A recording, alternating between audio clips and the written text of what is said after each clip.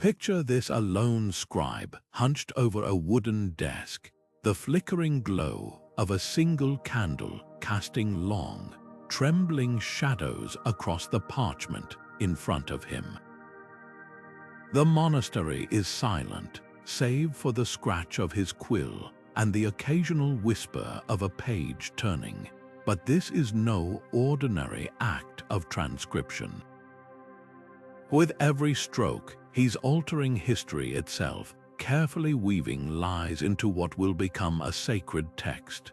This isn't just ink on parchment, it's a weapon, one that could shift the balance of power in a kingdom. Welcome to the shadowy world of medieval espionage, where the written word was as deadly as any dagger, and the most dangerous battles were fought not on fields of war, but in candlelit libraries. In an age where literacy was a rare and powerful skill, books and manuscripts weren't just repositories of knowledge. They were tools of deception, instruments of betrayal, and sometimes the only shields against tyranny. Imagine the secrets hidden in those margins, the coded messages passed between allies, the forgeries so convincing they rewrote laws and toppled kings. This is the story of 27 betrayals forged in the quiet corners of medieval Europe, where monks, scholars, and scribes wielded their quills like spies wielded poison. These weren't just acts of treachery, they were masterclasses in manipulation, where a single altered letter could change the fate of nations. From the monk who faked a papal decree to secure a throne, to the scholar whose encrypted letters sparked a rebellion, each of these betrayals reveals a darker side of the medieval world, one where knowledge was power, and power was always up for grabs. But why did these betrayers risk everything? What drove them to turn their literacy into a weapon? And how did their actions ripple through history, shaping the world we know today? Over the next few minutes, we'll unravel these tales of cunning and deceit, peeling back the layers of ink and vellum to expose the shocking truths buried beneath. So lean in close, because the first betrayal begins with a forgery so audacious, it didn't just fool a king, it rewrote an entire kingdom's destiny. In the Middle Ages, the ability to read and write wasn't just a skill, it was a weapon. While most of Europe's population lived their lives without ever touching a book, those who could wield a pen held immense power. Literacy was guarded like a royal secret, concentrated in the hands of monks, scribes, and the nobility. And where there's power, there's always someone willing to exploit it. Documents weren't just pieces of parchment, they were the backbone of authority. A papal bull could sanctify a king's rule or excommunicate his rivals. A royal decree could strip a noble family of their lands with a single sentence. These weren't just words, they were binding, unshakable commands, backed by the full weight of church and crown. That's why forgery became the medieval spy's deadliest tool. Imagine the chaos a single forged letter could unleash. A fake treaty might spark a war, a doctored will could steal an inheritance, a manipulated chronicle could rewrite history itself. The stakes were so high that even the most trusted scribes weren't above suspicion. After all, who would question a document sealed with the Pope's insignia or signed in a king's hand? The very people tasked with preserving truth were often the ones twisting it. Take the case of the donation of Constantine, a document that claimed Emperor Constantine had granted the Pope dominion over vast territories. For centuries, it legitimized the Church's political power until scholars proved it was an 8th century forgery.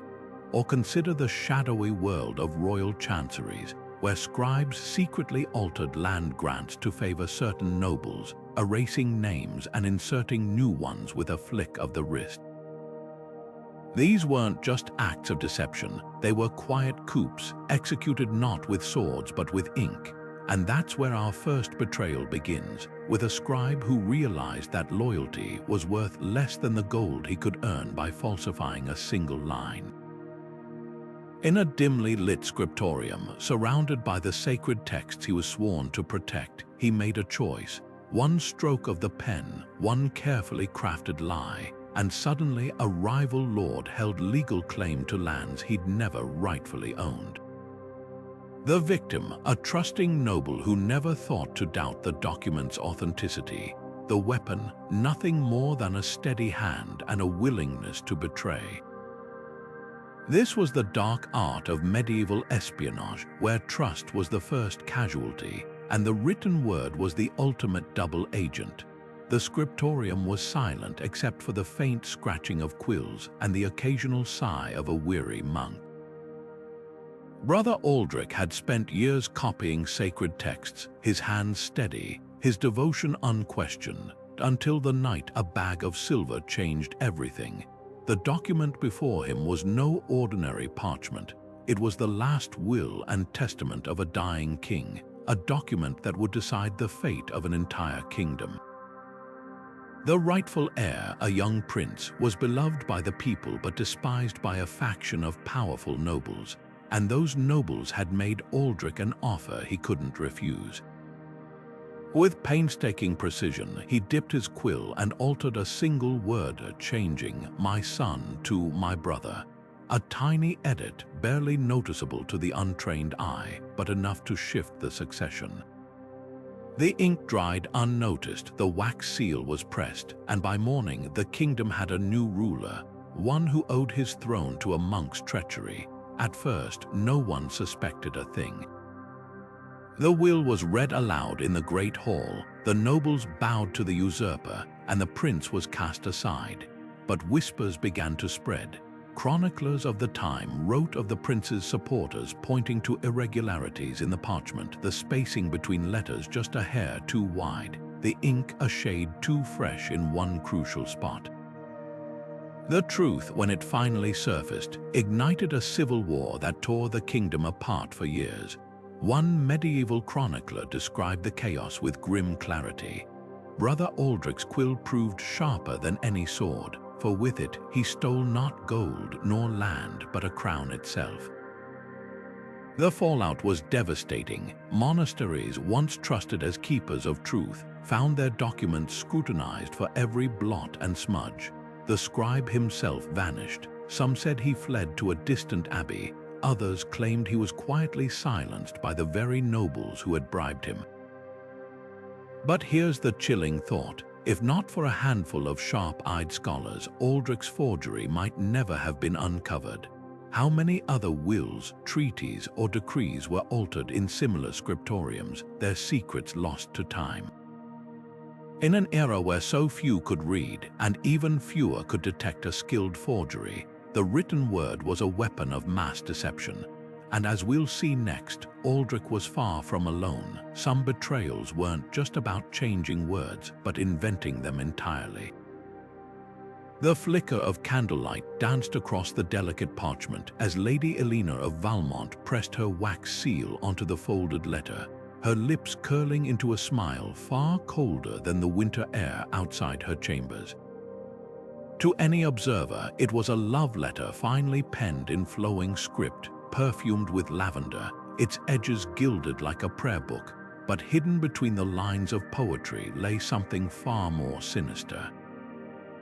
The parchment itself had been soaked in a solution of arsenic, its deadly residue clinging to the surface, waiting to be absorbed by the fingertips of its unsuspecting recipient, her husband's young mistress. In a world where noble women wielded power through whispers rather than swords, poison was the perfect assassin, silent, untraceable, and utterly deniable. And what better delivery than a love letter?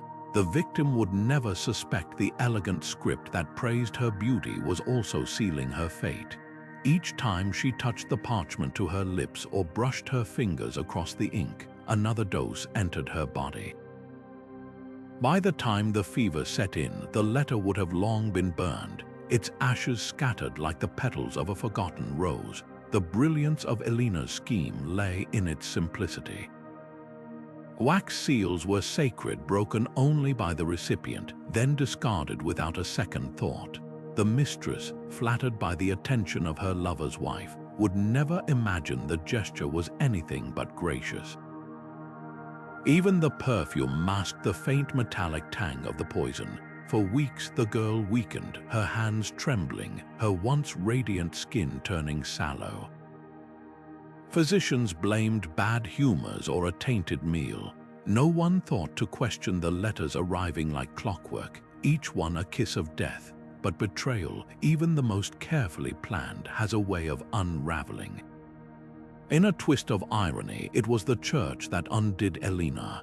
The dying girl, desperate for salvation, confessed every detail of the affair to her priest, including the letters she'd received. The priest, bound by secrecy, could not accuse Elina directly.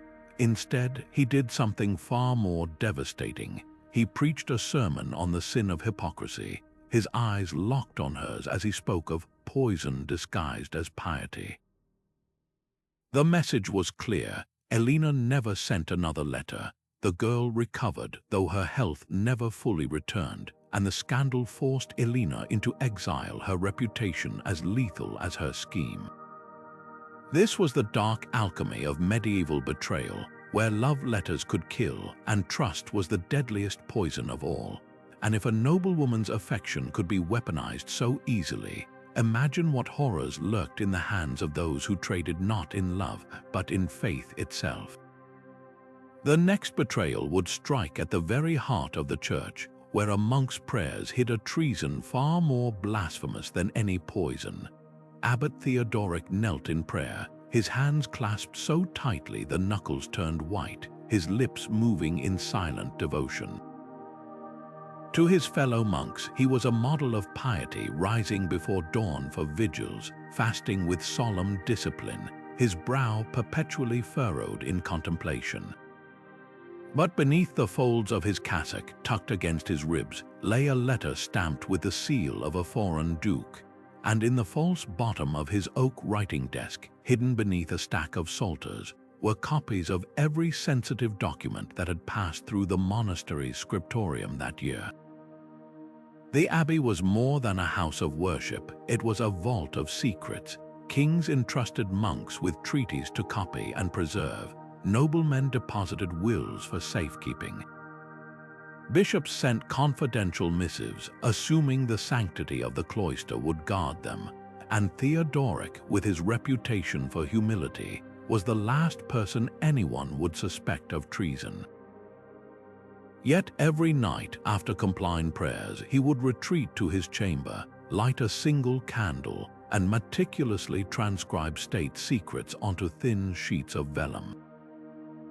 His tools were simple: a quill, a knife to scrape errors, and a steady hand trained by decades of copying scripture.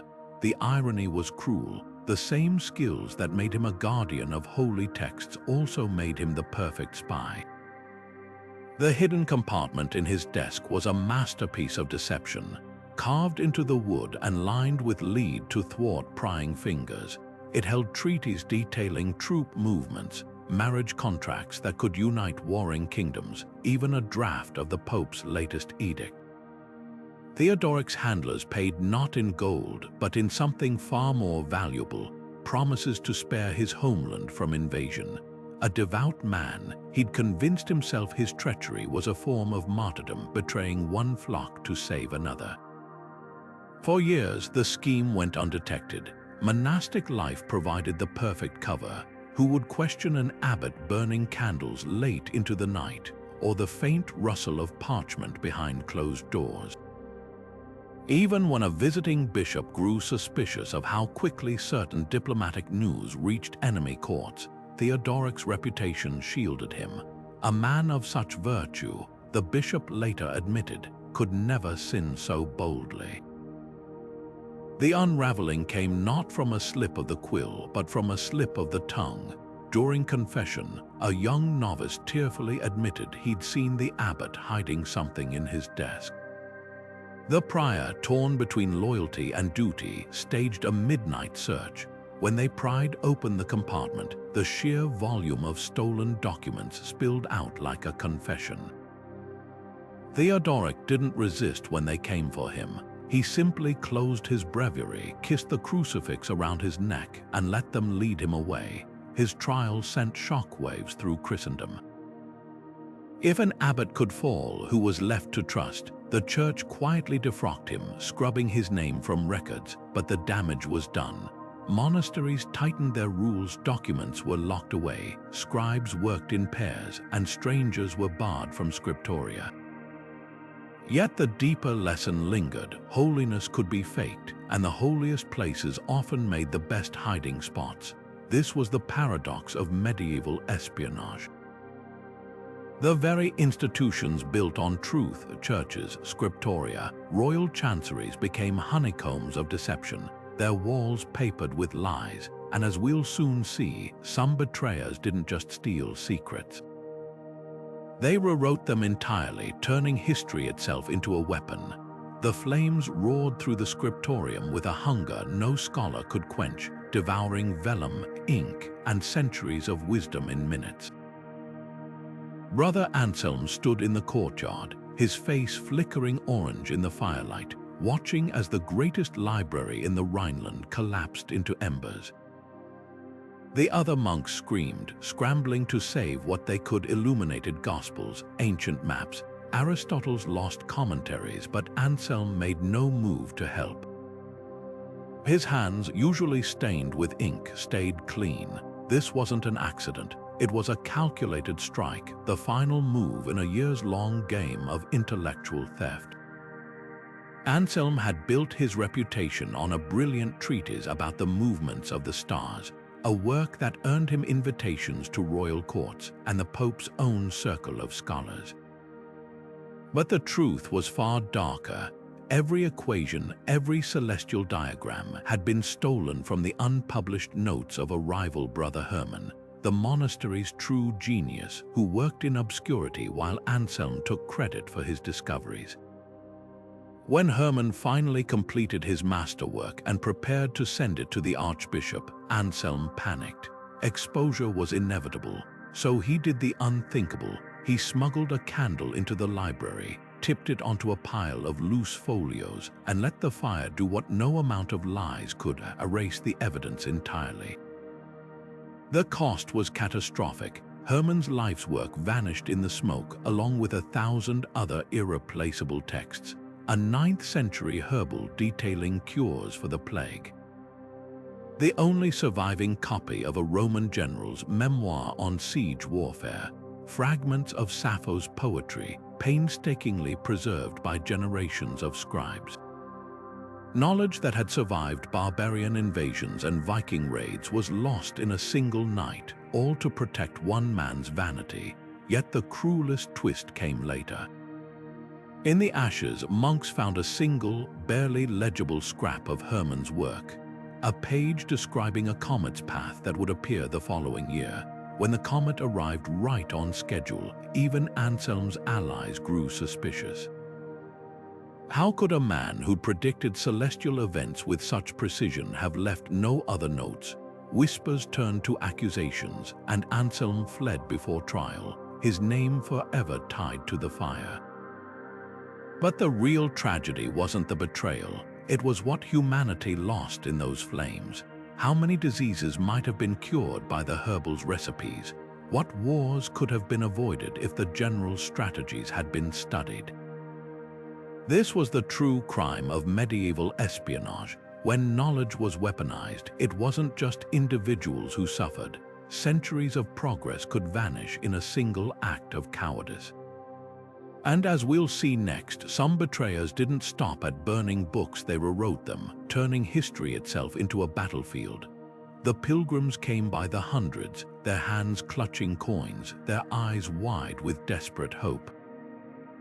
In the dim glow of the reliquary's candlelight, they knelt before a scrap of yellowed parchment, supposedly a letter written by Saint Augustine himself, miraculously preserved for 8 centuries.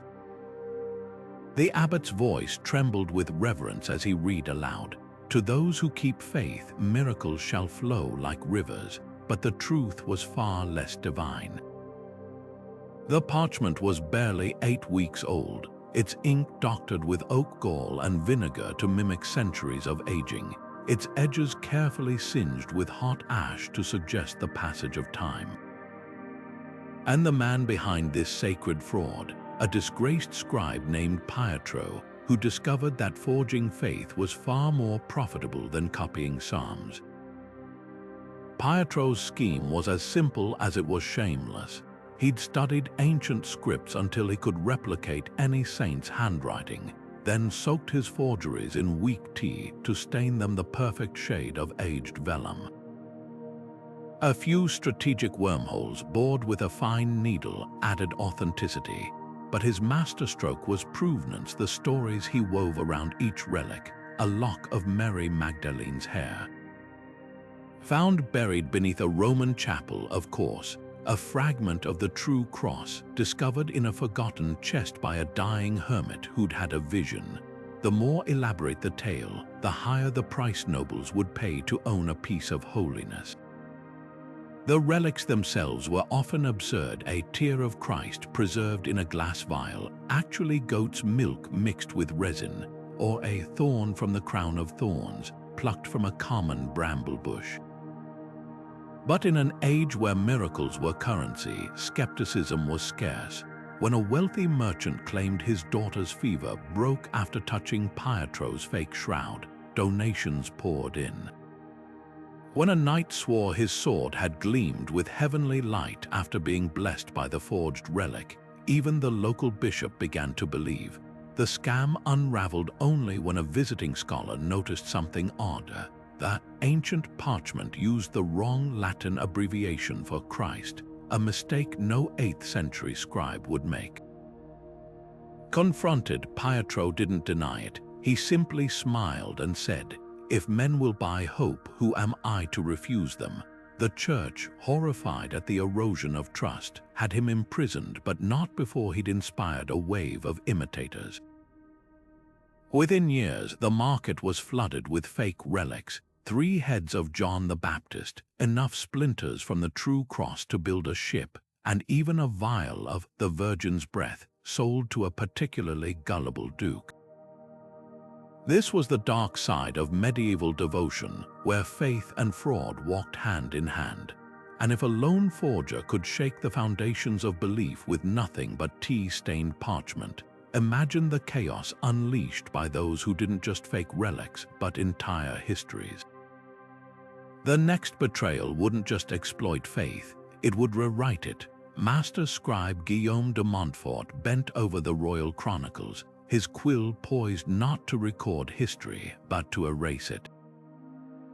The year was 1382, and his patron, Count Henry of Provence, had just crushed a rebellion by 3 rival barons.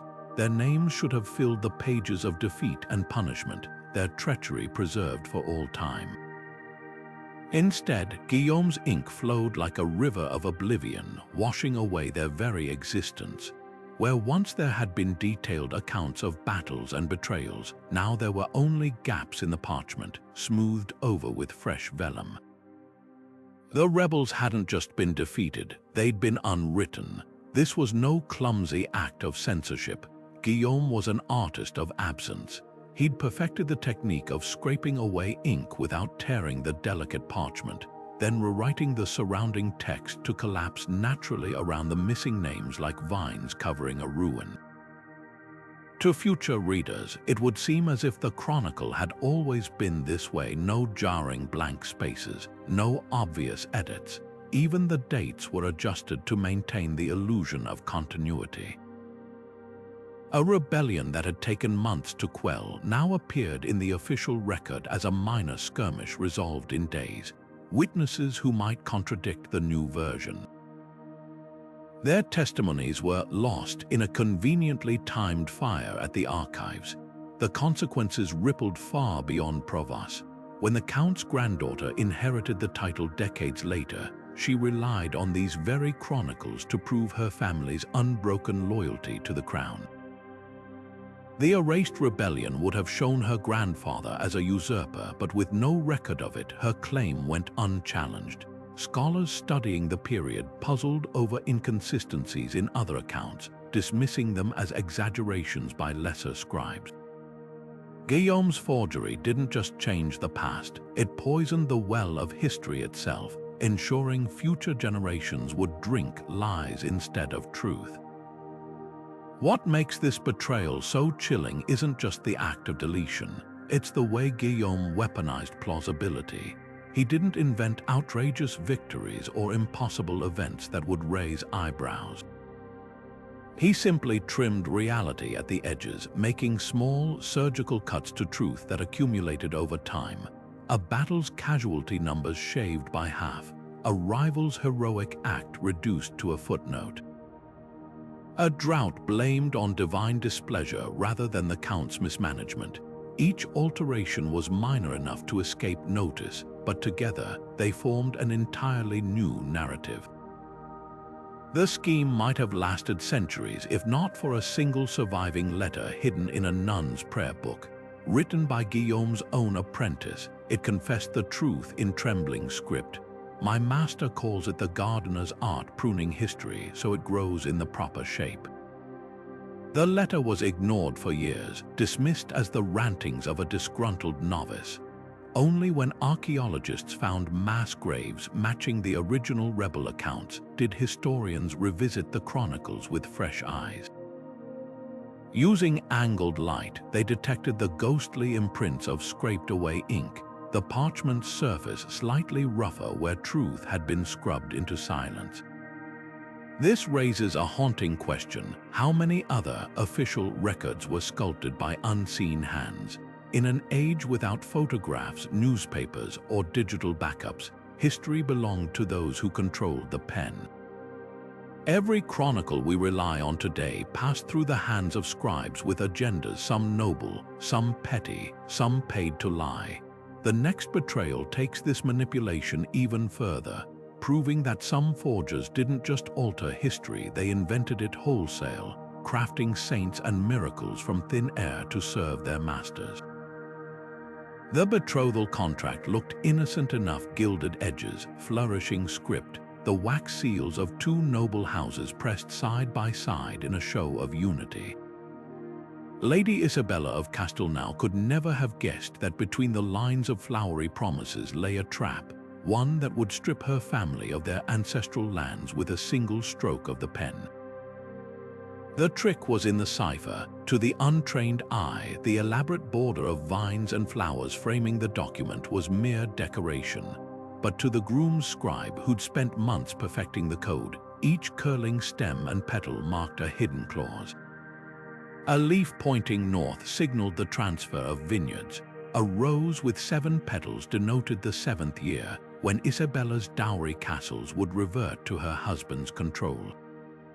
Even the spacing between words concealed a map coordinates to buried deeds, all cleverly disguised as artistic flourishes. The scheme might have succeeded if not for Isabella's sharp-eyed maidservant, a woman named Elina who'd once worked in a scriptorium. As the wedding feast raged below, Elina studied the contract by candlelight, her fingers tracing the border. Something felt wrong. The vines weren't just random, they repeated in sequences like letters in an alphabet. When she held the parchment to the flame, the heat revealed faint pinpricks beneath certain flowers, a scribe's way of marking key phrases. By dawn, she'd cracked the cipher enough to know the truth. This wasn't a marriage contract. It was a slow, legal theft. The fallout was spectacular. Isabella's father stormed into the bishop's court with the contract in hand, demanding an annulment. The groom's family feigned outrage, accusing them of slander, until a team of scribes confirmed the code. Suddenly, every noble in the realm was scrutinizing their own documents for hidden treachery. The trial dragged on for years, with scholars debating whether a cipher could legally bind a woman who never knew she'd agreed to its terms. In the end, the marriage was dissolved, but the damage lingered. Future contracts were written in plainer language, borders were kept simple, and brides began employing their own scribes to review every line. This was the dangerous intersection of love and law in the medieval world, where even the most sacred vows could be weaponized. And if a marriage contract could hide such venom, imagine what secrets might lurk in the letters of those sworn to protect the realm itself. The next betrayal wouldn't just rewrite a family's future, it would rewrite history, one forged signature at a time. The book looked like any other in the monastery's collection, a hefty volume of St. Jerome's letters, its leather cover worn smooth by generations of pious hands. But if you knew where to look, the margins told a different story. Tiny notations, seemingly corrections or scholarly asides, spiraled between the lines like ivy climbing a trellis. To the untrained eye, they were mere scribbles. To the conspirators who passed the book between them, they were a blueprint for rebellion. Brother Elias, the monastery's chief illuminator, had perfected the art of hiding treason in plain sight. A smudged dot beneath a word might mark the location of a royal garrison. A flourish on a capital letter could indicate the number of soldiers stationed there. Even the saint's faces in his illuminated initials held secrets. A halo tilted left signaled an ally, while a downward gaze warned of betrayal. The system was brilliant in its simplicity. Who would suspect a humble monk's annotations? And since the book never left the scriptorium, merely circulated among studious brothers, the conspirators could update their plans without ever risking a coded letter being intercepted. For months, the plot thickened in those margins. A rebellion was brewing, a coordinated strike against the tyrannical Duke of Lorraine, whose taxes had bled the region dry. The conspirators, a mix of disgruntled nobles and sympathetic clergy, trusted Elias's cipher implicitly, until one rainy afternoon when a visiting bishop's secretary, a man with an uncanny eye for detail, noticed something odd. The corrections weren't consistent. Some words marked as errors were perfectly spelled. Others had notes in different inks as if added later. Curiosity piqued. He began copying the suspicious notations onto a separate sheet, rearranging them by date. Slowly, a pattern emerged: dates, names, even a crude map of the Duke's castle. The unraveling came swiftly. Soldiers stormed the scriptorium at dawn, catching Elias mid-annotation, his quill hovering over a freshly drawn arrow pointing to the castle's postern gate. Under interrogation, the monk didn't deny his guilt. He merely smiled and said, "The word became flesh. Why not let it become freedom too?" His punishment was as theatrical as his crime. The Duke ordered the book burned page by page in the public square, its ashes mixed with ink to draft the execution orders, a bitter irony that wasn't lost on the crowd. But here's what lingers: how many other, innocent books carried hidden messages that were never discovered?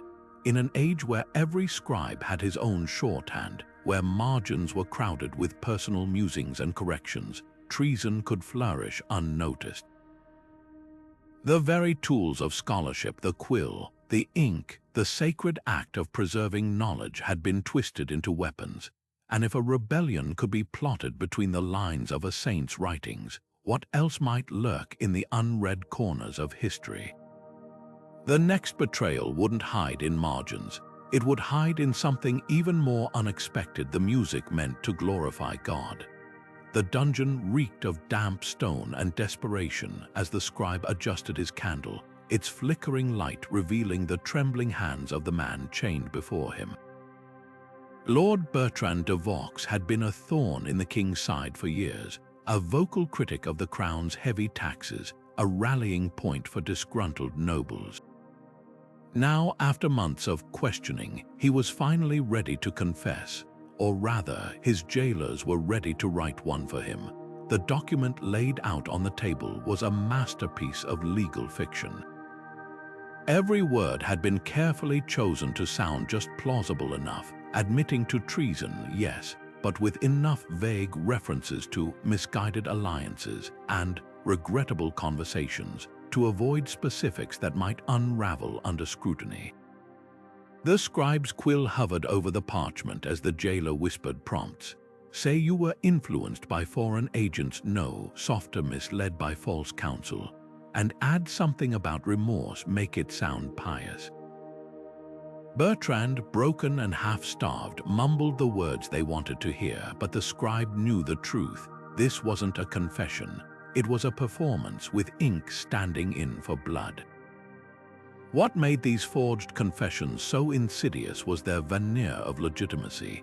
Unlike blatant forgeries, which might be challenged by scholars, a voluntary admission carried the weight of law. Once signed or marked with a shaky X by those too broken to hold a quill, it became incontrovertible. Judges rarely questioned how a man with 3 broken fingers had penned such elegant self-incrimination. The public, hungry for scandal, accepted the words at face value, and the real conspirators, if they existed at all, remained safely unnamed, their identities lost beneath the scripted narrative. The ethical rot went deeper than a single false confession. This was a system designed to manufacture guilt. Scribes trained in the art of implication knew how to phrase accusations so they sounded like admissions. If you did not yourself raise arms, did you not at least sympathize with those who did? A leading question recorded as a statement. Do you deny knowing of the plot? Became I knew of the plot in the official record. Nuance was the first casualty. Lord Bertrand's fate was sealed the moment the wax dried on that parchment. His execution drew crowds, his lands were forfeited to the crown, and his family's name was scrubbed from court records. But the greater crime wasn't the loss of one man, it was the precedent set. If a nobleman's confession could be fabricated, what hope did commoners have? For every Bertrand, there were dozens of unknown victims whose forced confessions never faced scrutiny, their stories erased by the very documents that condemned them. This raises a chilling question. In an era without lawyers, without appeals, how many confessions were penned by the hands of jailers rather than prisoners? How many ghosts of the medieval justice system linger in archives, their voices forever silenced by a scribe's careful strokes? The next betrayal strikes even closer to the heart of power, where the forgers weren't just manipulating words, but the very seals that made them law. The merchant Marco di Luca handled the manuscript with gloved hands, his breath shallow with excitement. The book was priceless, a 12th century Arabic medical text, translated into Latin, containing surgical techniques unknown in Europe. Its owner, a wealthy physician in Venice, had refused to sell at any price, so Marco devised a simpler solution. He'd borrow it indefinitely. Under the pretense of a scholarly commission, he spirited the volume away to his workshop, where a team of scribes worked in shifts to copy every diagram, every marginal note, every stain on the parchment that might lend authenticity. The forgery was flawless. Marco even aged the new copy by exposing it to controlled sunlight and rubbing the edges with pumice stone. When he returned the original to the physician, now a counterfeit, no one suspected a thing. The real text he sold for a fortune to the Duke of Milan's personal doctor, who proudly displayed it as the crown jewel of his library. Meanwhile, the Venetian physician, unaware his treasure had been swapped, continued prescribing treatments from what he believed was centuries-old wisdom. The scheme might have lasted forever if not for a single misplaced illustration.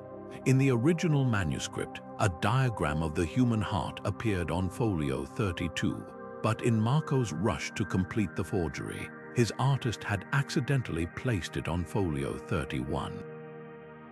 Years later, when the Duke's physician traveled to Padua and met the Venetian doctor, they compared their identical texts over wine. At first, the discrepancy seemed minor until they noticed other subtle differences.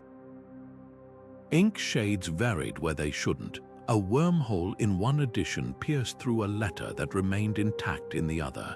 The horrifying truth dawned: one of them possessed a fake.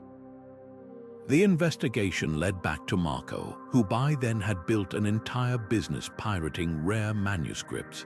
His workshop contained half-finished copies of Aristotle's lost dialogues, a stolen herbal from Constantinople, even a forged papal bull. The punishment was severe. The Venetian authorities sentenced him to have his right hand, the instrument of his crimes, publicly amputated. But the greater damage was intellectual. For nearly a decade, students across Italy had studied from Marco's counterfeits, memorizing ancient remedies that were actually garbled translations or outright inventions. This betrayal revealed a darker truth about medieval knowledge. It flowed through channels as vulnerable as they were precious. A single stolen book could distort medicine for generations. A well-placed forgery might derail scientific progress entirely, and if a merchant's greed could rewrite the history of science so easily, what did that mean for other fields, like theology, where the stakes were even higher? The next betrayal would strike at the church itself, where a monk didn't just copy texts, he became them. Bishop Alaric of Rouen kept his stolen treasures not in a chest, but in plain sight, stacked neatly on his writing desk, mingled with prayer books and missals. To any visitor, they appeared to be ordinary correspondence, but these letters held secrets that could ruin dukes, bankrupt merchants, and even send a queen to the nunnery. Each one had been intercepted by his network of loyal couriers, priests who slipped sealed messages from saddlebags during confession, or swapped saddlebags entirely at crowded inns. The bishop's scheme was as simple as it was ruthless. Knowledge was power, but blackmail was a throne. One letter, its wax seal carefully reheated and resealed, contained a noblewoman's confession of adultery, written in her own hand to her lover, now dead of suspicious causes.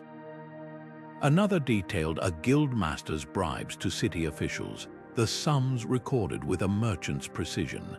The most damning was a draft of a protest meant for the Pope, in which a powerful count questioned the church's right to tithes.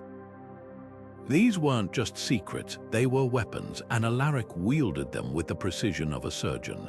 A quiet word during confession here, a pointed sermon there, and suddenly the bishop found his pet projects miraculously funded. A new cathedral spire, a monastery expansion, even a nephew's promotion to archdeacon. For years, the system worked flawlessly. The victims paid not in gold but in favors, votes cast his way in clerical councils, lands donated to the church, silence when his own vices were whispered about. The beauty of his scheme lay in its deniability.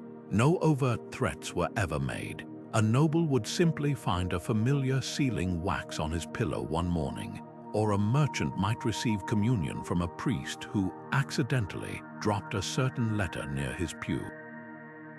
The message was clear: cooperation bought discretion. The unraveling came from an unexpected quarter, a novice nun named Sister Marguerite, who'd been tasked with copying the bishop's private correspondence onto fresh parchment. Horrified by what she read, she smuggled out a single page and sent it to the one person Alaric hadn't accounted for, the Queen's deaf-mute laundress, who couldn't be interrogated but could deliver a note straight to the royal chambers. Within days, the king's men raided the bishop's scriptorium, finding not just the originals, but his meticulously kept ledger detailing every favor extracted. At his trial, Alaric showed no remorse. "I did not forge these sins," he sneered. "I merely collected them." The court disagreed. Stripped of his robes and titles, he spent his last years as a prisoner in the very monastery he'd once blackmailed into funding. But his legacy endured. Noble households began employing their own scribes to draft sensitive letters, while the church instituted new rules forbidding priests from handling secular correspondence. Yet the darkest lesson lingered. In an era where words could be stolen as easily as coins, no secret was truly safe. And if a bishop's greed could weaponize confession, what might a more calculating mind do with something far more sacred? The next betrayal wouldn't just exploit faith, it would pervert it, twisting scripture itself into a snare for the unwary. The ink on the parchment was barely dry when the rumors began swirling through the royal court. Lord Edward de Montclair, a minor noble with middling poetic talent, had unveiled his latest masterpiece, an epic poem so vivid, so masterfully crafted, it left the king's own laureate speechless with envy. The verses spoke of star-crossed lovers, their passion burning brighter than the candles in a cathedral, their tragedy woven with imagery so precise it felt plucked from lived experience. There was just one problem: every word had been stolen. The true author, a penniless scholar named Thibault, had died of fever the previous winter, leaving behind a chest of unpublished manuscripts in the care of his sister. Edward, who'd hired Thibault as a tutor for a single season, had rifled through those papers after the funeral, pocketing the finest works. A few strategic edits, a renamed heroine here, a swapped metaphor there, and the poems became his own. The theft was almost elegant in its cruelty. Thibault's family, too grief-stricken to pursue his literary legacy, never suspected their brother's genius had been hijacked. For months, Edward basked in his ill-gotten glory. The king awarded him a pension, noblewomen sighed over his sensitive soul, critics hailed him as the voice of a new age. Then fate intervened in the form of a water stain. Thibault's sister, preparing to sell his belongings, found a stack of drafts soaked by a leaky roof, early versions of the poems Edward claimed as his own, complete with cross-outs, marginal notes, and even a tear-smudged line where her brother had wept while writing. The evidence was irrefutable. What followed wasn't just a scandal, it was a reckoning. The court, which had tolerated Edward's mediocrity for years, now turned on him with vicious glee. The king rescinded his patronage. Fellow poets penned satires comparing him to a crow dressed in peacock feathers. But the deepest cut came from Thibault's sister, who stood before the entire court and recited one of his stolen poems in a voice raw with grief. "This is my brother's legacy," she said, holding up the ruined drafts. "Not ink on a page, but the hours he gave to these words, the sleep he lost, the joy he poured into them. You can steal the poem, my lord, but you will never own a single moment of the life that made it." The emotional toll was immeasurable. Thibault's family had already endured his untimely death. Now they faced the added agony of seeing his memory exploited.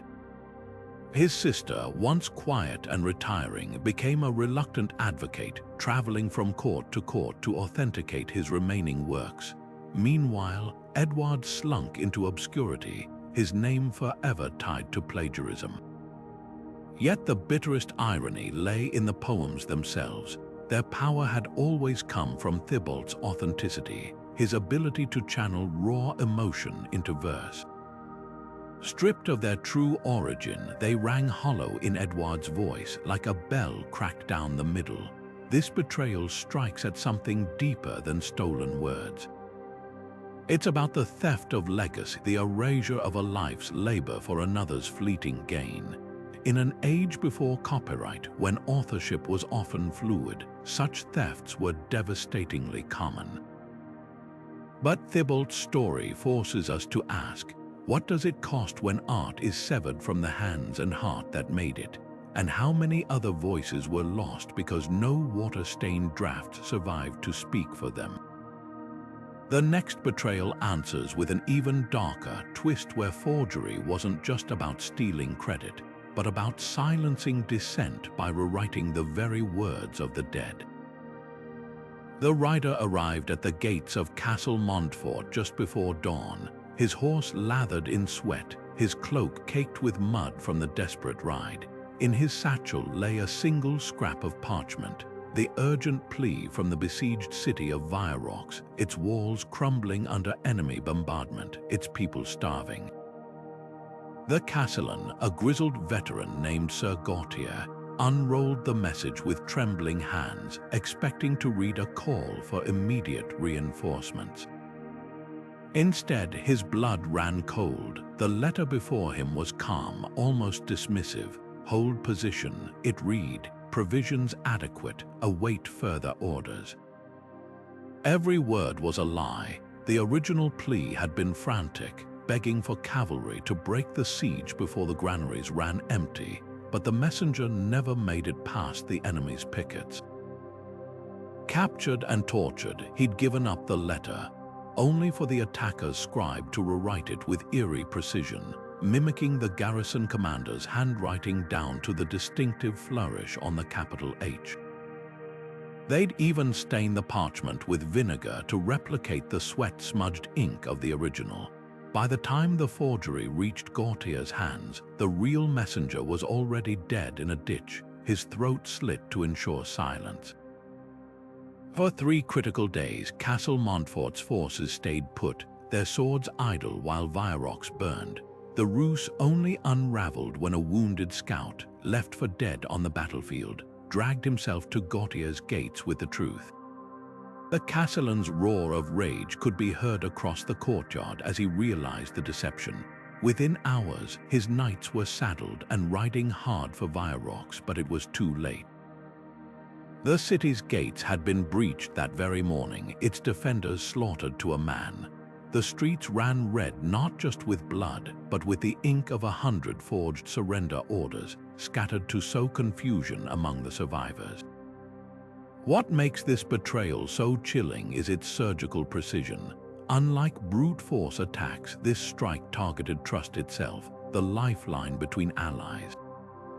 Medieval warfare relied on handwritten orders carried by vulnerable messengers. A single intercepted letter could mean the difference between salvation and slaughter. And the siege scroll sabotage was far from unique. Historians have uncovered evidence of similar deceptions from the Crusades to the 100 Years' War.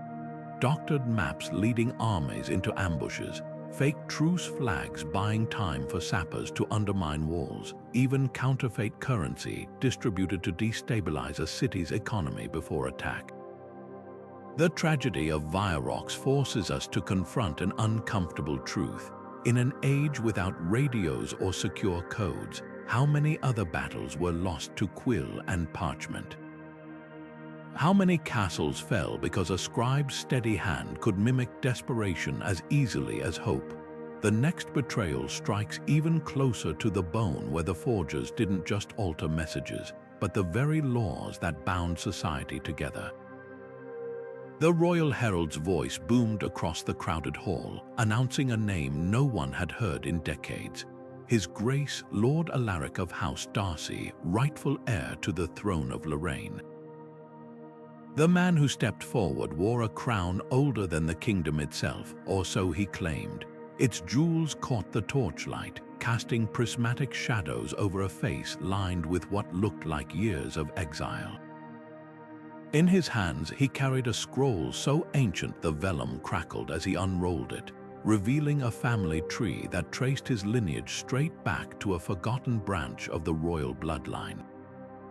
The nobles murmured, the bishop leaned closer, and for one breathless moment the throne seemed within his grasp.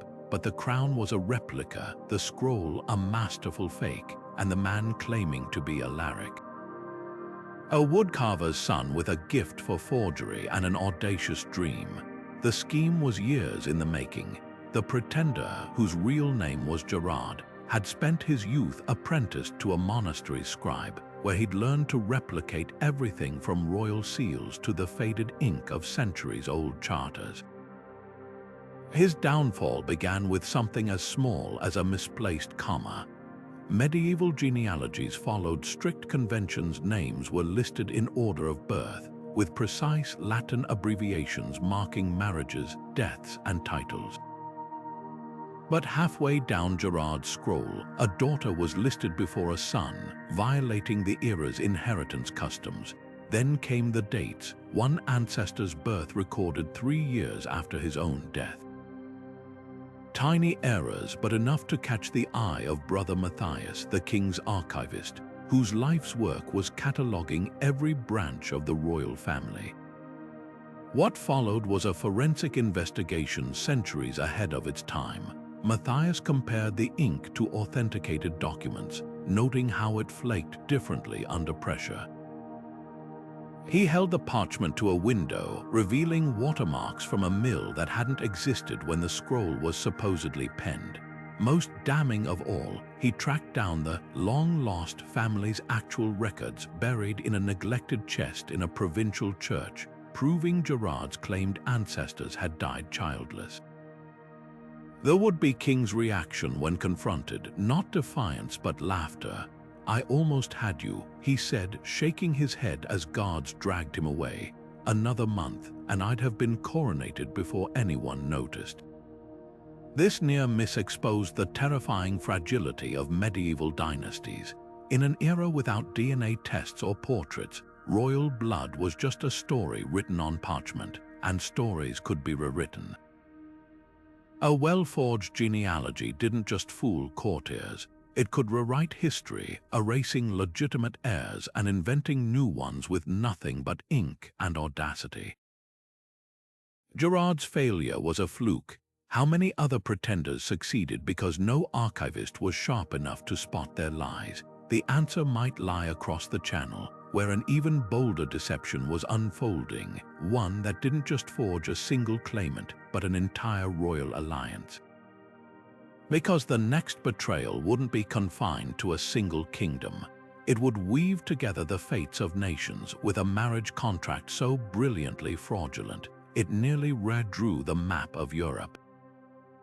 The candlelight in Countess Isabella's chamber flickered as she held the seemingly innocent letter over the flame, her hands steady despite the tremor in her breath. On the surface, it was a bland dispatch from her husband, the ambassador to Burgundy, weather reports, dull court gossip, a postscript about sending more wine from their estate. But as the heat licked the parchment, another message emerged between the lines, glowing faintly in a rusty brown script. "The Duke's army will march by midsummer. Secure the eastern passes." The Countess wasn't just reading a letter, she was unraveling a treasonous plot, penned in an ink that vanished when dry, only to reappear under fire. This was the golden age of invisible ink, where diplomacy and deception bled together. The trick wasn't new. Ancient Romans had used milk or fruit juices to write hidden messages, but medieval spies refined it into an art. The most popular formula, gallnut ink made from oak apples and iron salts. When first applied, it left no visible trace, but heat triggered a chemical reaction, turning the tannins in the gallnuts a rich sepia. Other agents included lemon juice, which oxidized when warmed, alum dissolved in vinegar revealed by dampening the page, or even urine, which reeked when reheated but left no stain. The real genius lay in the delivery. A diplomat could hand a blank parchment to a courier under the watchful eyes of enemy agents, confident the true message would only surface in the hands of its intended recipient. Ambassador de Montfort's betrayal was particularly brazen. For years, he'd sent these seemingly harmless letters home to his wife, their mundane content lulling suspicion. Meanwhile, his invisible script detailed troop movements, bribed officials, and secret treaties, all concealed beneath chatter about vineyard harvests. The ruse might have lasted indefinitely if not for a servant's clumsiness. A maid warming wine by the hearth accidentally held one of the letters too close to the steam. As the hidden words materialized, she fled to the castle chaplain, who recognized the Duke's seal mentioned in the exposed text. The fallout was catastrophic. De Montfort was recalled in chains, his diplomatic immunity revoked when investigators found his writing kit, a harmless-looking quill with a hollow shaft for storing the secret ink. Worse, his correspondence exposed a web of collaborators. A monastery's abbot had been heating and resealing the letters to pass intelligence to a rival kingdom. A royal scribe was altering official transcripts with the same vanishing ink. creating two versions of every treaty. But here's what chills the blood. We'll never know how many such messages went undetected. In an era before chemical testing, a well-made invisible ink left no trace unless you knew exactly how to reveal it. How many wars were lost because a critical warning never materialized? How many alliances crumbled under the weight of words no one saw being written? This fusion of science and subterfuge marked a turning point in medieval espionage. The quill had always been mightier than the sword, but now it could strike without leaving a scar. And as we'll see next, some betrayers didn't just hide their words. They weaponized silence itself, crafting documents designed to vanish the moment they were read. The archives of the Abbey of Saint Germain were said to hold every document since the time of Charlemagne, every land grant, every confession, every whispered secret entrusted to the church. But when the Duke of Anjou demanded proof of his ancestors' role in the Crusades, the aging archivist brother Remigius merely shrugged. Lost in the flood of 1247, he murmured, his fingers tracing the empty space on the shelf where the chronicles should have been. It was a lie so smooth it barely needed ink. There had been no flood. The records hadn't vanished, they'd been carefully purged, one incriminating folio at a time, to spare the Duke's forebears the shame of their cowardice at the siege of Damascus. This was the quietest form of medieval forgery, not altering documents but erasing them entirely. Brother Remigius had mastered the art of bureaucratic disappearance. A misfiled charter here, a misplaced ledger there, and suddenly history had gaps where inconvenient truths once lived. The trick wasn't just in the theft, it was in the plausible excuses. A mouse gnawed corner could explain a torn signature.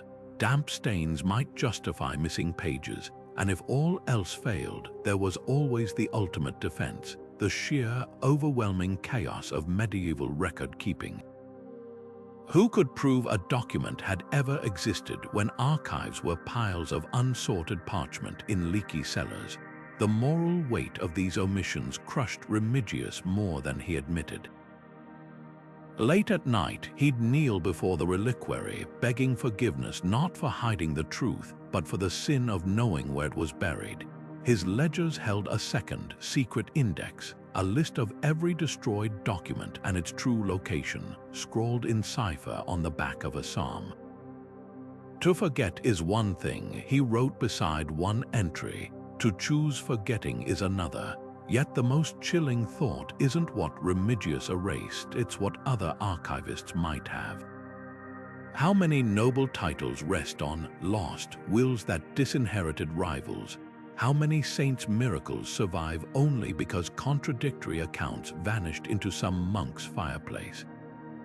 The silence of the archives isn't just absence, it's a shape, a negative space where truth used to be.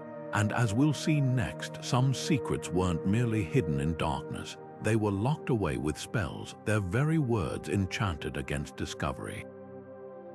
The mercenaries didn't come for the gold. They didn't even bother with the silver candlesticks or the jeweled reliquaries.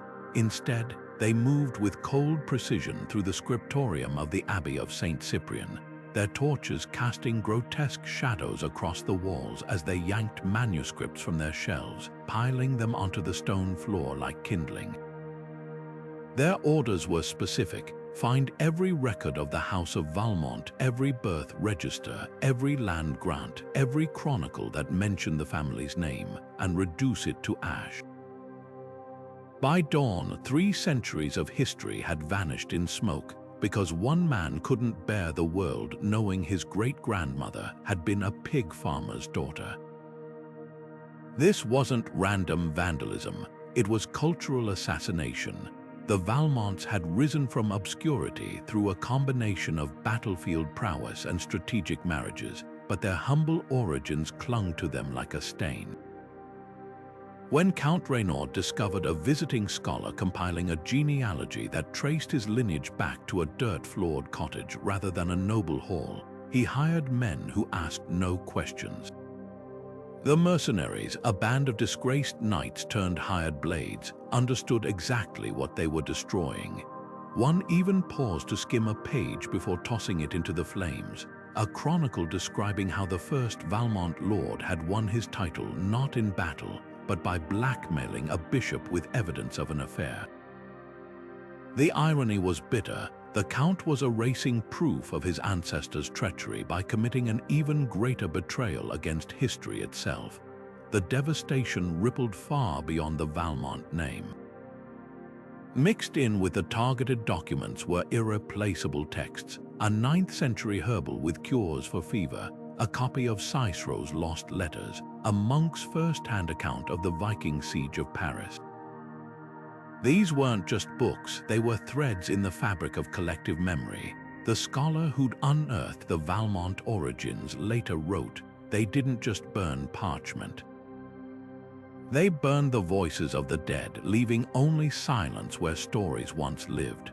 What makes this betrayal so chilling is its precision. Unlike the accidental losses of time, fires, floods, the slow decay of neglect, this was a deliberate surgical strike against truth. The Count got his wish. Within a generation, the Valmonts were celebrated as a family of ancient and unblemished lineage, their fabricated crest carved into cathedral walls, their false history recited by court poets. Only the abbey's surviving monks knew the truth, and they kept their silence, their own loyalty bought with promises of rebuilt cloisters and forgiven debts.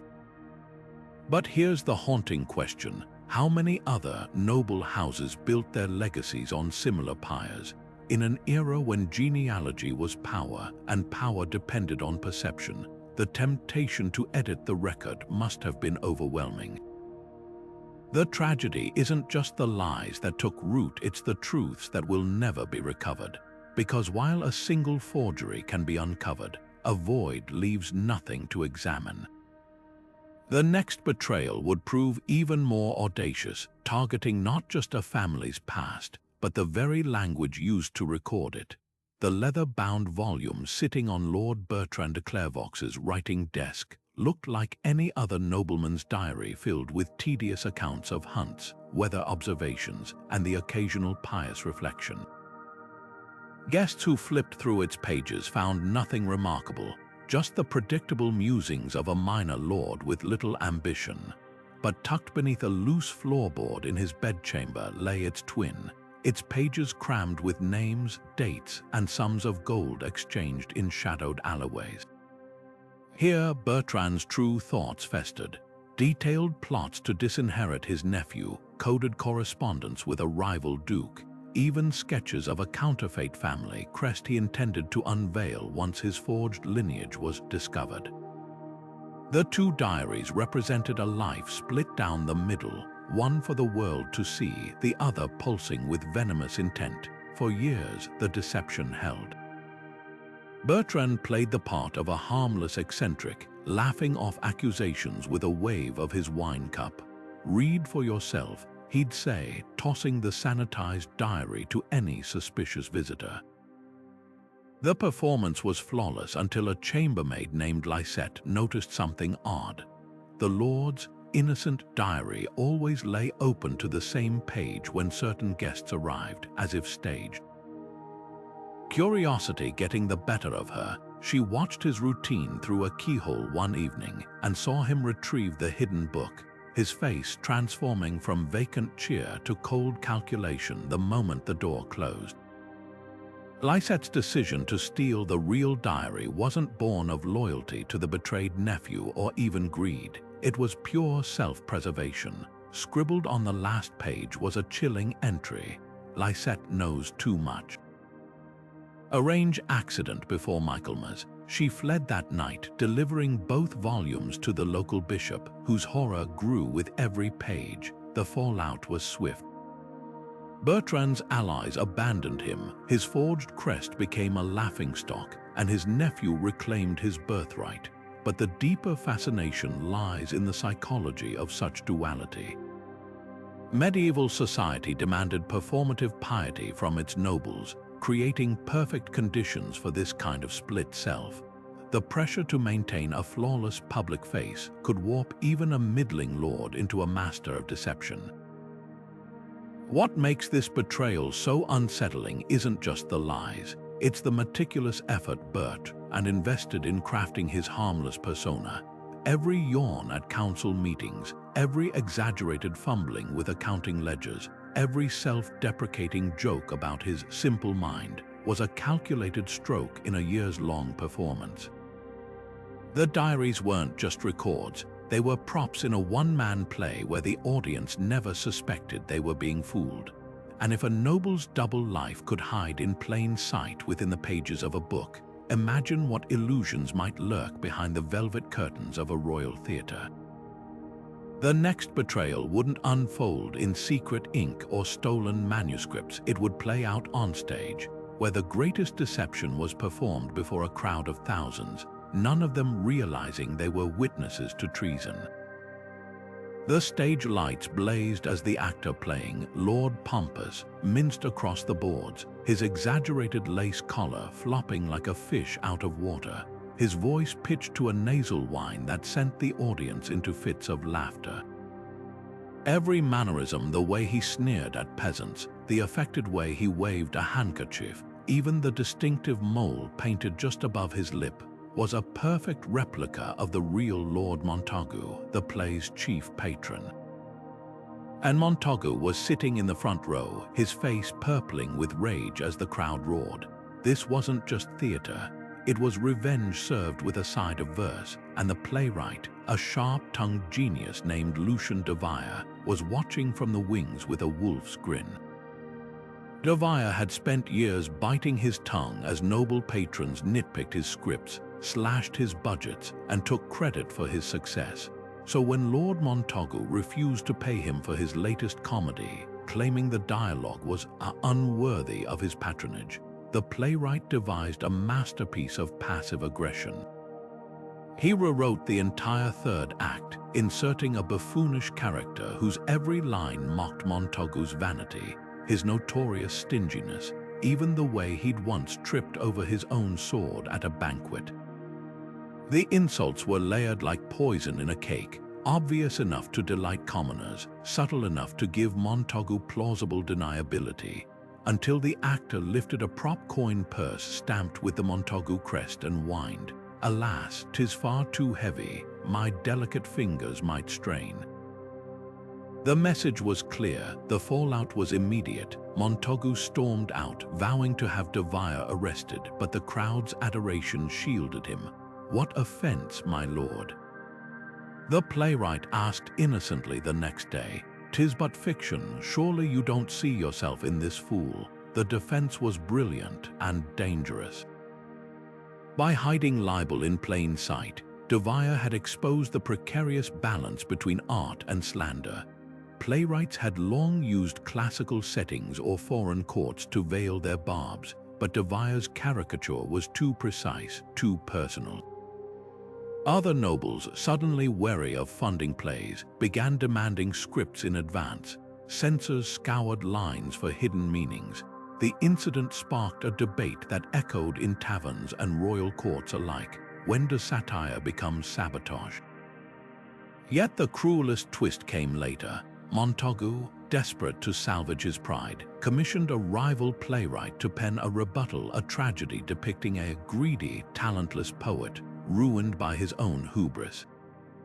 The production flopped spectacularly. Audiences, it seemed, preferred de Vire's wit to Montagu's spite. The Lord's attempt to weaponize art had only proven its power.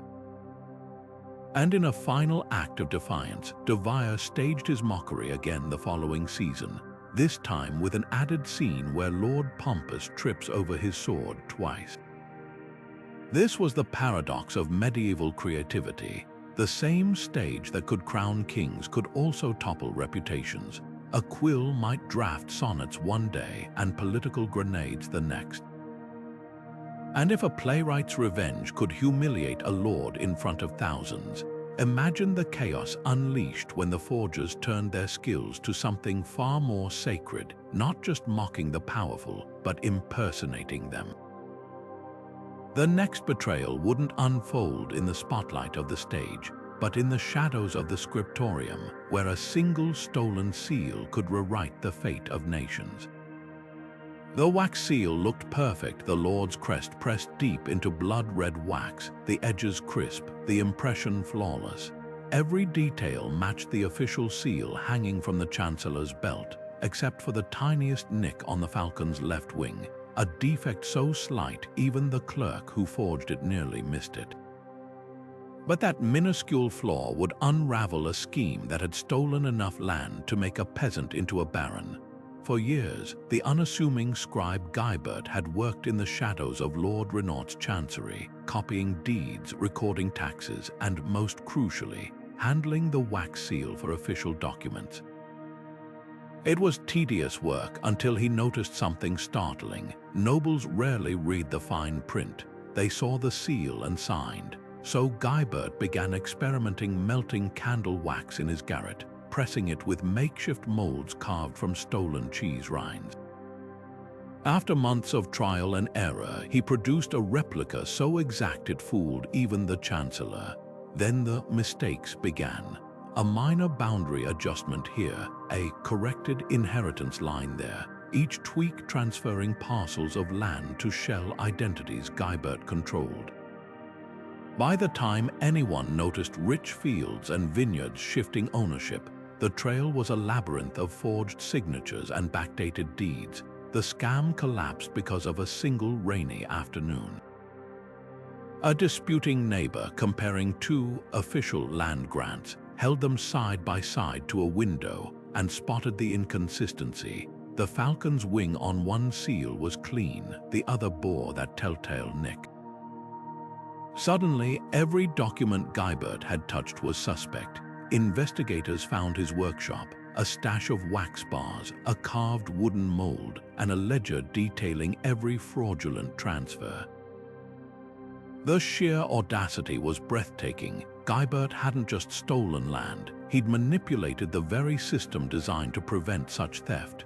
Yet the real scandal wasn't the forgery, it was the negligence that enabled it. Lord Renaud's court had grown complacent, assuming the seal's sanctity was enough. No one cross-checked records. No one noticed when a clerk worked late without cause. This blind trust in symbols over substance gave Guibert free rein. His downfall wasn't inevitable, it was accidental. How many other sealed lies slipped through, their flaws too small to catch? History is littered with grand schemes undone by trivial oversights. A smuggler caught because his fake coins were too perfect. Medieval minting was inconsistent by nature. A spy exposed when his ancient parchment lacked the right wormholes. Even the mightiest deceptions often hinge on something as fragile as a wax seal's unbroken edge. The next betrayal would prove even more ironic. A forger who didn't just copy seals, he stole the very hand that signed them. The Treaty of Bretigny was supposed to end decades of bloodshed between England and France. A carefully negotiated truce signed in 1360 with all the pomp and solemnity befitting such a momentous occasion. The original document, penned on finest vellum and sealed with both kings' insignias, declared clear terms. Vast territories would transfer to England, while King Edward Roman III renounced his claim to the French throne in exchange. But what the French envoys didn't know was that the copy they carried home wasn't the same one they'd witnessed signing. Under cover of night, a team of English scribes had scraped away key phrases, altered borders on the attached maps, and even inserted entirely new clauses, all before the ink had fully dried. By morning, the original was ashes in a fireplace, and the revised treaty was tucked neatly into its case, ready for delivery. For years, the fraud went unnoticed. The French court, weary of war, accepted the terms without close scrutiny. It wasn't until a disgruntled English clerk, bitter over unpaid wages, smuggled out a draft of the true agreement that the deception unraveled. The differences were staggering. Where the authentic treaty had granted France compensation for seized lands, the forged version omitted it entirely. A provision allowing French nobles to retain certain fortresses had been replaced with a demand for immediate surrender. Most brazen of all, Edward's renunciation of the throne, the heart of the peace, had been rewritten as a temporary concession, leaving the door open for future claims. The geopolitical earthquake that followed reshaped Europe. The French, humiliated and enraged, renewed hostilities with a vengeance, sparking fresh campaigns that drained both kingdoms' treasuries. Trust between the crowns evaporated overnight. For generations afterward, no treaty was considered valid without multiple identical copies stored in separate strongholds. The scandal also exposed a darker truth. In an era when documents were unique and unphotographed, even the most sacred agreements could be rewritten by those who controlled the parchment. What makes this betrayal so chilling isn't just the audacity of the forgery, it's how easily history might never have known. Without that one clerk's act of spite, France might have lived forever under terms it never agreed to. And if a peace treaty between kings could be altered so boldly, what stopped lesser agreements from being doctored in similar shadows? The next betrayal answers with an even more intimate crime, one that didn't just rewrite borders, but the very bonds of family, as a daughter's inheritance vanished into the flames of a misfiled will. Lady Marguerite de Clermont lay propped against her pillows, her breath shallow, her once sharp eyes now clouded with pain, but her voice was iron as she dictated her final wishes to the trembling scribe at her bedside. "To my beloved stepson Henry," she rasped, "I leave the hunting lodge in Provence and nothing more." The quill hesitated. That wasn't what the previous draft had said. Henry was supposed to inherit the lions, share the vineyards, the townhouse in Toulouse, even the family's prized silver service. But the scribe, a young friar named Brother Luke, didn't dare object.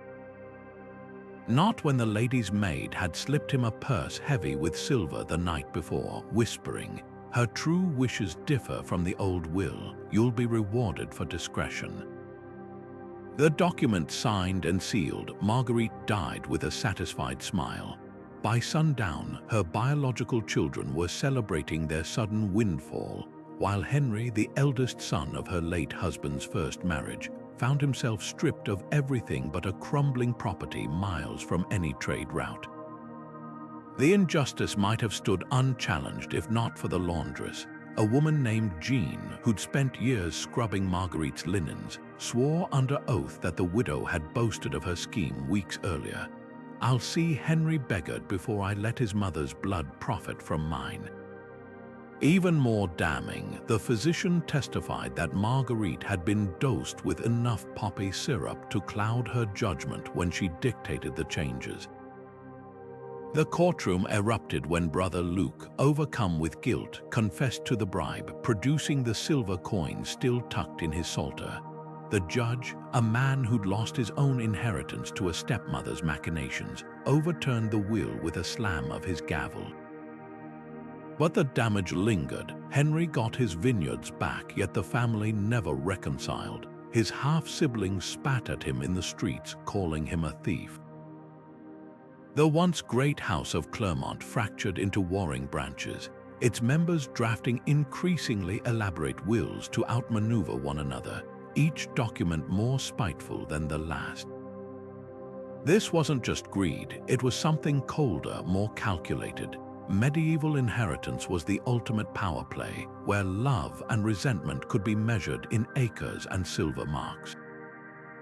A widow's revenge didn't need daggers or poison when she could wield a scribe's quill like a scalpel, carving her hatred into the very laws that bound families together. And if a dying woman's word could be twisted so easily, what did that say about the other last wishes that shaped kingdoms? The next betrayal would strike even closer to the heart, where a father's signature wasn't just forged, it was stolen from beyond the grave. The parchment lay unfinished on the desk, its edges curling in the damp morning air. a young scholar's life's work abandoned mid-sentence. But when Master Theobald of Chartres unrolled the same document at the University of Paris that spring, the ink was fresh, the arguments polished, and his own name boldly inscribed at the top. The students gasped at the brilliance of its logic, the daring reinterpretation of Aristotle's metaphysics. None noticed the way their professor's fingers trembled as he read aloud, or how his eyes darted to the back row where his pupil, a quiet prodigy named Elina, sat frozen in silent recognition. Every word, every carefully constructed proof, had been lifted straight from Elina's unfinished thesis, the very pages Theobald had borrowed for feedback months earlier. This was theft disguised as mentorship. Elina, the son of a provincial notary, had come to Paris with nothing but a razor-sharp mind and a sack of borrowed books. His breakthrough demonstrating how Aristotle's unmoved mover could coexist with Christian theology should have catapulted him into academic stardom.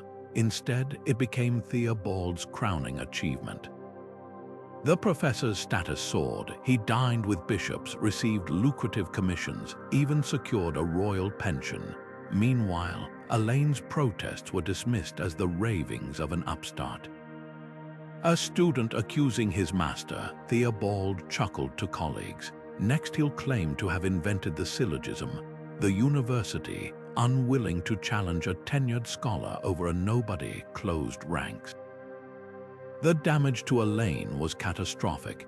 Blacklisted as a troublemaker, he drifted between provincial schools, his lectures attended by handfuls of bored clerics. A contemporary chronicler noted the bitterness in his later writings. He argues like a man who has seen his own soul displayed in a marketplace, labeled with another's price. The cruelest twist, Theobald's stolen fame outlived them both. Modern editions still attribute the thesis to him, though a handful of Marginalia in a Burgundian library hints at the truth, a single annotator's note in faded ink. This was Elina's. God sees. What makes this betrayal so insidious is how academia enabled it. Medieval universities ran on patronage and hierarchy. Challenging a master's word was akin to blasphemy, and original thought often withered under the weight of tradition. Elina's fate wasn't unique. Dozens of brilliant minds were eclipsed by professors who treated their pupils' ideas as tribute. The system rewarded conformity over creativity, allowing predators like Theobald to thrive. But the next betrayal would prove ideas weren't the only thing worth stealing. When a disgraced alchemist's notes fell into the wrong hands, they wouldn't just cost him credit, they'd cost lives. The line between scholar and assassin blurred where ink met poison, and the quest for knowledge became a recipe for murder. The apothecary's shop smelled of dried herbs and bitter tinctures, its shelves lined with jars labeled in careful Latin. Master Laurent was known throughout Lyon for his healing touch. Nobles and peasants alike trusted his remedies for everything from gout to heartache. So when the wealthy merchant Guillaume d'Or arrived complaining of sleeplessness, no one questioned the small vial of soothing syrup Laurent prepared. The instructions seemed simple enough. Take 1 spoonful nightly, delivered by a trusted hand. What d'Or didn't know was that the trusted hand in question belonged to his own steward, a man secretly in the employ of Doran's business rival, and the true recipient of Laurent's coded instructions scribbled in the margins of his recipe book. The scheme was diabolical in its elegance. Laurent's syrup contained a slow-acting poison, undetectable in small doses but cumulative over weeks. The steward, playing his part perfectly, made a show of personally administering each dose, even kneeling in feigned concern as Doran's health declined. But the apothecary's notes told another story. Beneath the recipe for syrup of poppies, tiny symbols marked the poison's progression. A crescent moon for the first dose, a star for the 5th, a skull by the 12th. To any outsider, they looked like mere alchemical shorthand. To the steward, they were a countdown to murder. The plot might have succeeded if not for Duran's sharp-eyed daughter, Isabel. Suspicious of her father's sudden decline, she smuggled the syrup to a rival apothecary, who identified the poison but couldn't prove intent until Isabel remembered her father's steward making odd notes in a ledger. Confronted, the man broke down and led authorities to Lawrence's workshop, where a hidden compartment held correspondence with Duran's rival, along with a ledger of similar prescriptions for other inconvenient individuals. The trial revealed Lawrence's twisted logic. By making the victim's own households unwitting accomplices, he ensured their silence, who would accuse a grieving widow or a loyal servant of poisoning their kin. This betrayal cut deeper than most because it weaponized trust itself. In an era when physicians and apothecaries stood between life and death, their authority was rarely questioned. Lawrence's crime wasn't just murder. It was the corruption of an entire profession's covenant.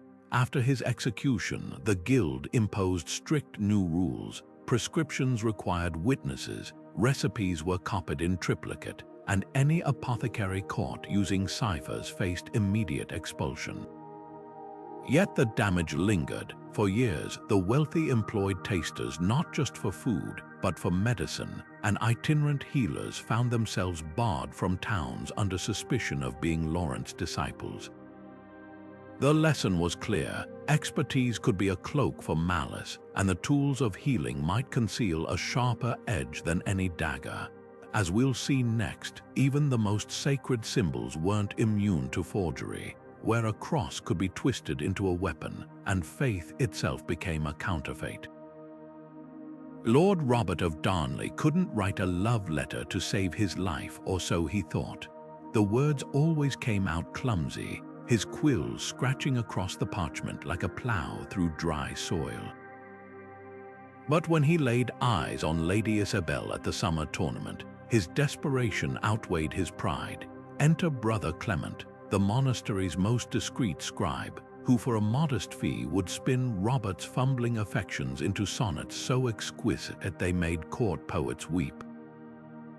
For months, the arrangement worked flawlessly until the day Clement slid a new letter across the table, its contents far darker than any love note. "My lord," it began, "imagine these pages read aloud in your wife's solar." The threat wasn't subtle. Clement had kept copies of every impassioned line, every intimate promise Robert had dictated. Worse, he'd embellished them, adding scandalous details the Lord had never uttered, turning innocent admiration into proof of an affair that never was. The monk's demand was simple: a lifetime pension, or the letters would find their way to the wrong hands. Robert's horror wasn't just at the extortion. It was the realization that his own voice had been hijacked.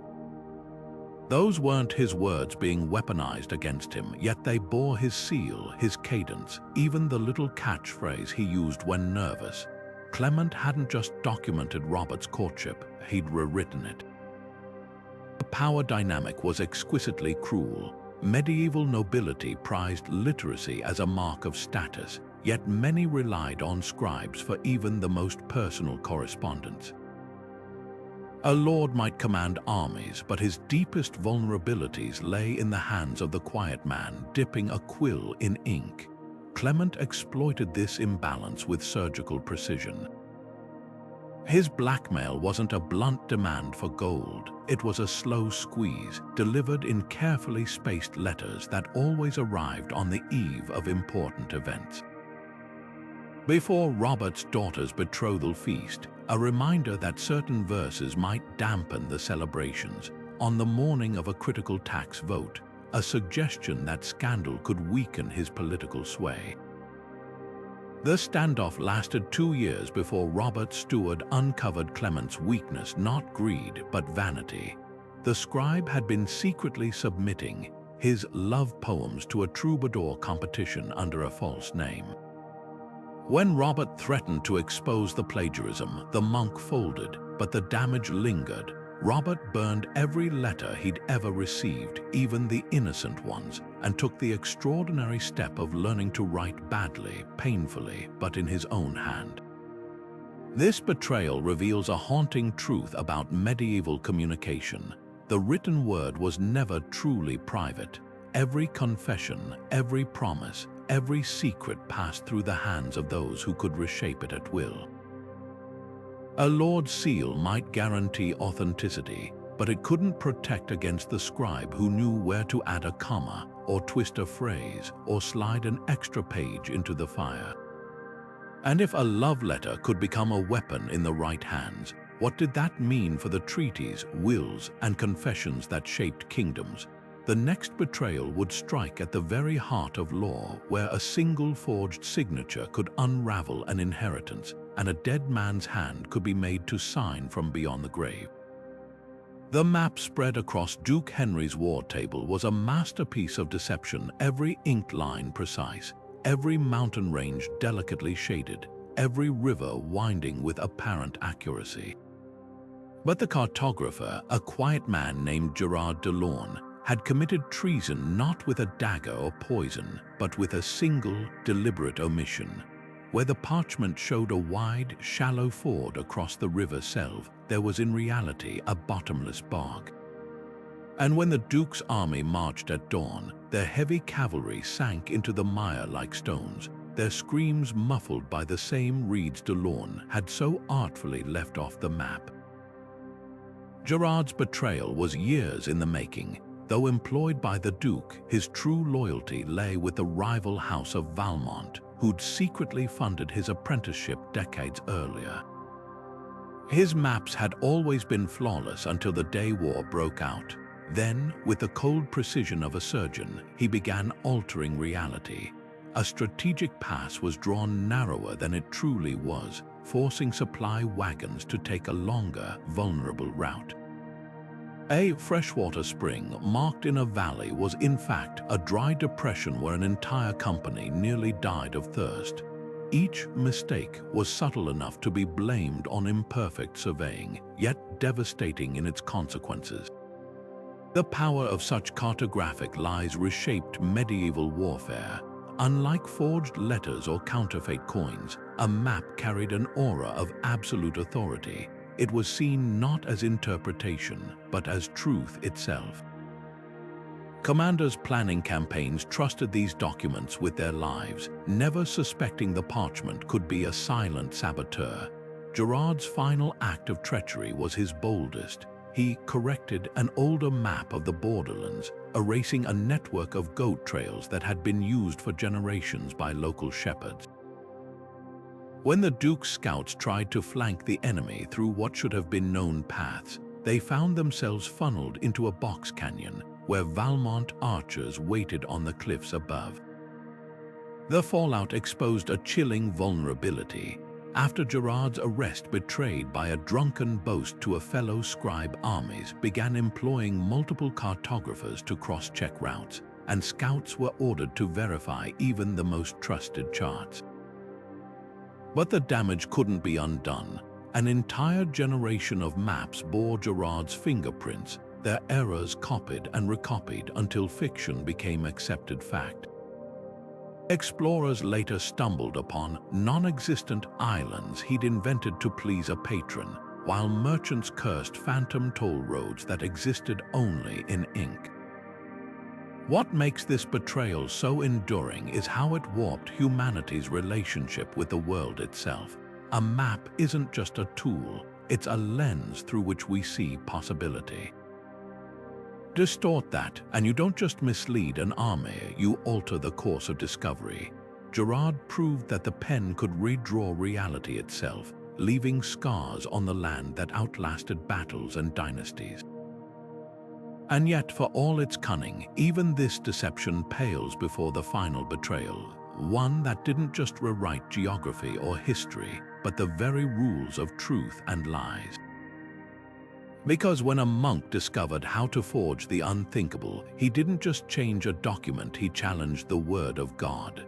The name Archbishop Arnulf should have vanished from history, scraped from every charter, blotted from every chronicle, chiseled from every tombstone. That was the decree of the papal court after his dramatic fall in 1324, when his secret correspondence with a rival king was discovered stitched into the lining of his vestments. Overnight, the once revered prelate became a non-person. Scribes were ordered to scratch his name from documents. Illuminators painted over his image in choir books. Even the stained glass window bearing his likeness in Rouen Cathedral was shattered and replaced with generic saints. But here's the delicious irony. The very zeal with which Arnulf was erased ensured his survival. Take the case of the monastery ledger from St. Denis. When the abbot received orders to purge all mentions of Arnulf, his scribe obediently inked over the archbishop's name in the donation records, but used a cheaper pigment that faded within decades, leaving the original text visible beneath like a ghost. Elsewhere, a chronicler tasked with omitting Arnulf's role in a royal coronation simply wrote around him in such awkward detail that his absence became conspicuous. The king knelt, and the crown was placed upon his head by those present. The most telling survival, though, came from Arnulf's own staff. His private secretary, fearing the purge would extend to his own head, secretly copied every damning letter before burning the originals, hiding them inside a hollowed-out psalter inscribed with a bitter joke, "Forget-me-not." This botched attempt at historical airbrushing reveals a fundamental truth. Erasure is its own kind of spotlight. The gaps left behind whisper louder than the words they replaced. In Vézelay, pilgrims still point to the faint outline of a crozier in a fresco where Arnulf's figure once stood. In Avignon, scholars puzzled for years over why a papal bull from 1323 referenced the archbishop whose name we omit, until they cross-referenced the date and realized there was only one prelate it could be. Even nature conspired against his censors. The oak tree Arnulf planted in his hometown grew so prodigiously that locals called it the traitor's shade, keeping his memory alive in folk songs long after official records had tried to bury him. What makes Arnulf's case so fascinating isn't just the futility of the cover-up, it's how it mirrors our own relationship with history. We think of the past as fixed, but it's always being edited, whether by medieval scribes with knives or modern algorithms that memory hole inconvenient truths. The harder you try to silence a story, the more curious people become about the shape of its absence. Like ink bleeding through parchment, the past has a way of resurfacing when you least expect it. And sometimes the most damning epitaph isn't carved in stone, it's the space where the stone used to be. From forged wills to poisoned letters, these 27 betrayals reveal a chilling truth. In medieval Europe, literacy wasn't just a skill, it was the ultimate weapon. Each act of deception, whether scribbled in a monk's margin or sealed with a noble's stolen insignia, proves how fragile truth becomes in the hands of those who control its record. The quill might seem harmless compared to a sword, but its cuts were deeper and longer lasting. A dagger could kill a man. A well-placed forgery could erase a lineage, rewrite a law, or condemn an entire city to starvation. These stories aren't just relics of parchment and wax their warnings. Consider how little has truly changed. Today, we don't fear monks altering chronicles. We battle deepfakes and hacked databases. Medieval lords bribed scribes to tweak land deeds. Modern manipulators exploit algorithms to skew financial markets or elections. The tools have evolved, but the game remains the same. Whoever controls the narrative controls power. That's what makes these centuries-old betrayals so unsettlingly familiar. They force us to ask, if a single scribe with a steady hand could destabilize kingdoms, what havoc might a hacker with a keyboard wreak? Yet there's a crucial difference. Medieval forgers left traces, a smudge of ink, a telltale quiver in a forged signature. Their crimes, though devastating, were at least discoverable with enough scrutiny. In our digital age, deception can vanish with a keystroke, leaving no parchment to scrutinize, no wax to analyze. Future historians may struggle to uncover our era's candlelit betrayals, not because they're hidden in shadows, but because they're buried in clouds. So here's the question that lingers like smoke in a scriptorium. 500 years from now, what will scholars say about us? Will they uncover emails doctored to spark corporate coups? Will they find AI-generated speeches attributed to long-dead leaders? Or worse, will they find nothing at all, just empty servers where the truth used to be? The greatest threat may not be what's written, but what's been erased without a trace. These 27 medieval betrayals remind us that trust in words is both our civilization's foundation and its fatal flaw. Every treaty, every contract, every history book is a leap of faith, one that can be shattered by a single bad actor with the right tools. So the next time you sign a document, or share a post, or trust a headline, remember, the quill's descendants are everywhere. And they're just as sharp as ever. What stories will they tell about you? Drop your thoughts below. And if you've enjoyed this journey into the shadows of history, don't forget to subscribe. After all, the past is full of secrets, and we're just getting started.